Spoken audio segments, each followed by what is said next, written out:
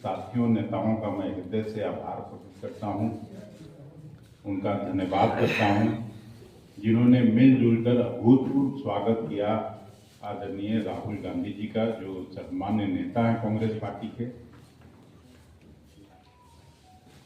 जितना कार्यक्रम हम लोगों ने रखा था प्रदेश कांग्रेस कमेटी की तरफ से, सभी कार्यक्रम में राहुल गांधी जी गए और जिस तरह से प्रदेश कमेटी चाहती थी, प्रदेश नेतृत्व चाहता था, उसके अनुसार वो सब जगह शिरकत किए। चाहे वो छात्रों की समस्या हो, चाहे टैक्सी ड्राइवर की समस्या हो, सबकी बातों को उन्होंने ध्यानपूर्वक सुना और बापू सभागार से लेके यहाँ के कार्यक्रम में आके उन्होंने इंदिरा भवन का उद्घाटन किया, राजीव सभागार का उद्घाटन किया।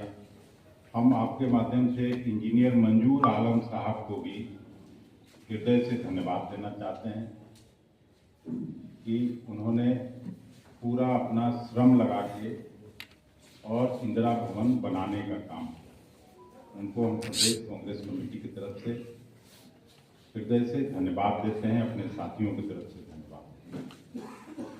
आज जो आप लोगों के बुलाने का मकसद था कि हम लोगों का जो एक कार्यक्रम है, जय बापू जय भीम जय संविधान, उसको लगातार हम लोग चलाने का काम करेंगे पूरे राज्य में। और उसका शुरुआत चंपारण, सासाराम और बक्सर से किया जाएगा। फरवरी के दूसरे महीने से ये कार्यक्रम चलेगा। इसी कार्यक्रम के उद्घोषणा के लिए आप सभी मित्रों को हम लोगों ने आमंत्रित किया। पूरी शक्ति लगा के कांग्रेस पार्टी उस कार्यक्रम को चलाएगी। हालांकि एआईसीसी ने भी घोषणा किया है और सभी जिलों में जल्द ही हम लोग एक एक संयोजक इस कार्यक्रम के लिए नियुक्त करेंगे। वो बाद में आपको उसका सूची दिया जाएगा। मुझे आज इतना ही कहना था और आपको अगर कोई सवाल हो तो पूछिए। सवाल है, कल राहुल गांधी है और आप सरकार में शामिल तभी सरकार की थी जातीय गणना, तो वो फेक साबित कर रहे हैं। देखिए, गाड़ी में जब हम लोग आ रहे थे तो राहुल जी ने पूछा इस सवाल कि जातीय जनगणना सबसे पहले बिहार में हुआ और हम लोग सब चाहते थे कि जातीय जनगणना हो। राहुल गांधी जी का तो हर जगह जहाँ कहीं भी भाषण होता है वो इस मुद्दे को उठाते हैं, लेकिन जातीय जनगणना इसलिए नहीं हुआ था कि उसको ठंडे बस्ते में डाल दिया जाए। और उसका कारण मैं समझता हूँ, नीतीश कुमार जी हम लोगों से अलग हो गए और भारतीय जनता पार्टी के साथ सरकार बना ली। आप लोगों ने भी कई बार सवाल उठाया, उनका जवाब क्या होता है कि ये अभी कोर्ट में पेंडिंग है, कोर्ट जो फैसला करेगी तब फिर उसके बाद हम लोग फैसला करेंगे। लेकिन सही बात यह है कि डबल इंजन की सरकार की बात जरूर करते हैं नीतीश कुमार जी और विकास की बात करते हैं। अगर उनकी मंशा साफ है तो जो 95 लाख परिवार को 2-2 लाख रुपए देने की बात हुई थी, तो क्या किसी परिवार को मिला क्या? 1 मिनट लगता है कि सुप्रीम कोर्ट से वो अपना ये वापस कर लें और यहाँ आके विधानसभा का सत्र बुलाएं।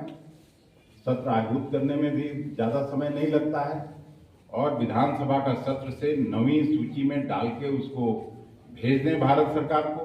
9वीं सूची में जैसे ही हो जाएगा तो इसका मार्ग प्रशस्त हो जाएगा, क्योंकि जनगणना का मतलब केवल ये नहीं था कि आरक्षण के दायरे को बढ़ाने की बात हुई थी, जो यहाँ हाई कोर्ट ने खारिज किया था। तो इसमें नीतीश कुमार जी की सरकार को क्या लगता है? भारतीय जनता पार्टी के दबाव में नीतीश जी ये काम नहीं कर पा रहे हैं और यही उन आदरणीय राहुल जी के बोलने का मकसद था, कोई दूसरा मकसद नहीं था। नीतीश जी भाजपा पर दबाव नहीं, यही तो बिहार सरकार ही तो सुप्रीम कोर्ट गई है, तो वहां से ये अपना एप्लीकेशन वापस करके और 9वीं सूची में जैसे ही डल जाएगी तो जो उद्देश्य था उस जनगणना का वो पूरा हो जाता। यही राहुल गांधी जी कह रहे थे। हम लोगों की सरकार ने भी तेलंगाना में किया है, वहां तो कोई प्रॉब्लम नहीं हो रहा है, जो घोषणा हुआ था उसके अनुसार हो रहा है।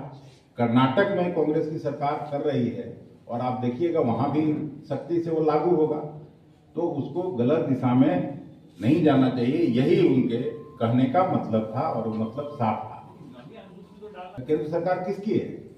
उसमें नीतीश जी शामिल नहीं है क्या? अब मैं सुन रहा था, ललन जी बड़े आदमी हैं, भारत सरकार के मंत्री हैं, संजय झा जी भी बड़े आदमी हैं, बड़े नेता हैं, उनका भी मैं सुन रहा था टीवी पर। तो जब डबल इंजन की सरकार है तो आप सुप्रीम कोर्ट से वापस करके यहाँ से विधानसभा का सत्र बुला के पारित करिए और भारत सरकार से क्लियर कराइए। यही तो कांग्रेस पार्टी चाहती है।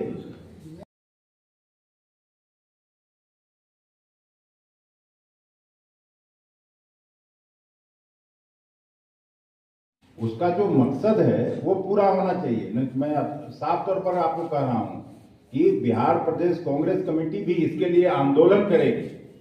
अगर आप नवीं ये में नहीं डालते हैं शेड्यूल में, तो हम लोग ठंडे बास्ते में डालने के लिए और 2 दिन में अखबार की सुर्खियां बटोरने के लिए अगर सरकार करती है तो उसका कोई मायने नहीं रह जाता है। यही राहुल गांधी जी के बोलने का मतलब था। Thank you. वो राइट है, उसमें कोई किसी को कोई रोक सकता है? आपत्तिजनक टिप्पणी भी कर रहे थे। नहीं, वो आप सुनने होगा, मैं तो सुना नहीं। और अगर जो कर रहे थे तो ठीक है, राहुल गांधी जी को सुनवा दीजिए जाके। हुआ था बेलगांव में, वहां से ये हुआ है। तो इस कार्यक्रम का शुरुआत हम लोग दूसरे सप्ताह से शुरू करेंगे और पूरे उसको ये ले उसमें भी कास्ट सेंसस का और ये सब बात है सबको। हाँ, सभी जिलों